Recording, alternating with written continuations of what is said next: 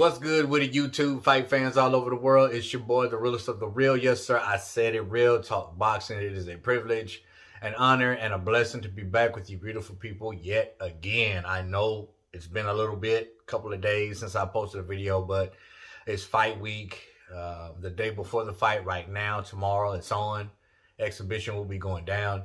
And I've been really homing in and staying focused on what I need to do, visualizing things, final tuning certain things that I want to, implement in the ring. So that's why I've been out, and I have a lot of content to catch up on, like a buttload. So y'all forgive me for that, but your boy trying to mentally get ready because it's been years since I've been in the ring, and I want to go in and look really, really good. Really, really good. Might take me a couple rounds. It's been a while, but I saw a video this morning that piqued my interest, and it was about some leaked footage. And, I'm catching the cow by the tail on this, so I'm a little late. I believe this footage was leaked, I want to say about 3-4 days ago, maybe even give or take a little, put it that much. But it's about Errol Spence Jr. and his leaked sparring footage recently. And not only do I want to talk about the actual footage, I want to talk about a certain boxing YouTuber who was breaking down this sparring footage, which I just don't think was fair to Errol Spence. Now, we're not going to name any names. I don't want to start no drama. And plus, this boxing YouTuber seems to be pretty respectful and not biased. So, I'm not going to jump on this person. But I kind of disagree about what this person was talking about during this sparring footage. First of all, like I've stated in recent videos, sparring is just sparring, man. I take it with a grain of salt. There's good days in the office and there's bad days in the office. Sparring is something that's supposed to be left in the ring, but sometimes it trickles out. And here's the thing about sparring, for people who don't know. Now, first off, there's plenty of good fighters who get their butt whooped in sparring. Plenty. There's plenty of world champions to get their butt whooped in sparring. Like, on a regular basis. It's nothing new. And a lot of times when you see this footage being put out of world champions and sparring partners getting the better of them, is usually them just not getting back into shape, just not getting back into camp. First of all, if you hadn't been in the ring for months at a time, or a year for that matter, your timing is going to be off. Your stamina is going to be off. You're going to have ring rust. There's a lot of things that occur when you do not get in there and get that work, on a regular basis. So, yeah, world champions can, there's times and spots in sparring matches and even in the ring where they're exposed. There's times where people make them pay for their mistakes, capitalize on their mistakes. So sparring isn't that serious. You know what I'm saying? So when I see Errol Spence in this actual sparring footage, there were spots where he looked really, really bad. There were spots where he looked really, really slow. There were spots where his sparring partner was giving him the business.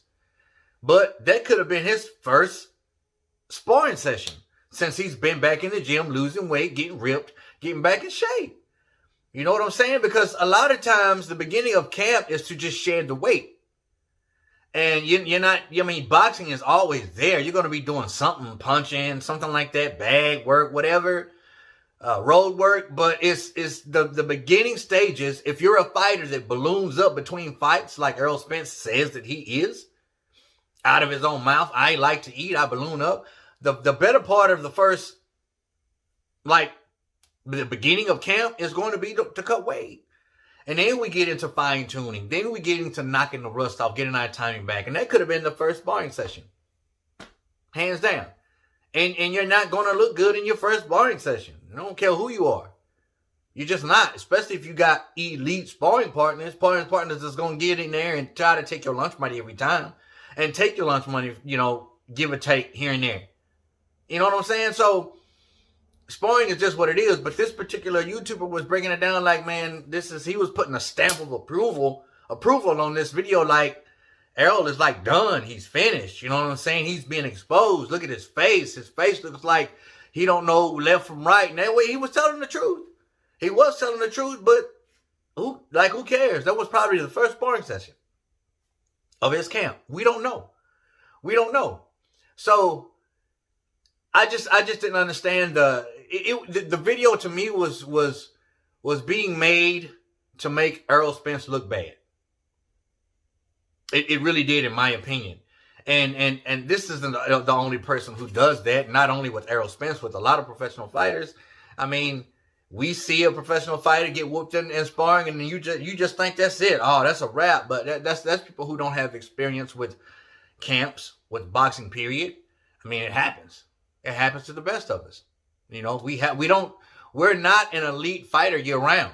Regardless of what anybody says, you're not an elite fighter year round. You're not an elite fighter between fights.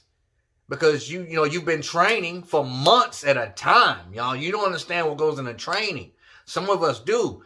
But months at a time, and as soon as the fight over, you want to take a break. Do you want to eat? You know what I'm saying? What you want to eat. You don't want to get up in the 4 in the morning and run 5 miles. You know what I'm saying? You sick of hitting the heavy bag. You want to take some time off.